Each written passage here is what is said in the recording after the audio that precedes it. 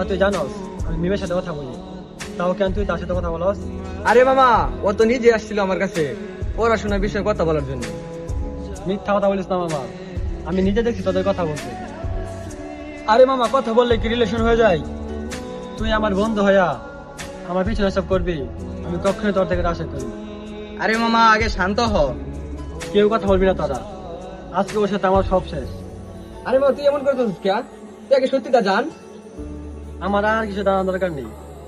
তাহলে তুই যা খুশি তা ভাব। ঠিক আছে, আজ থেকে তোর সাথে আমার সব বন্ধুত্ব শেষ। যদি তুই এই বিষয় নিয়ে বন্ধু ভাঙতে চাস তাহলে যা।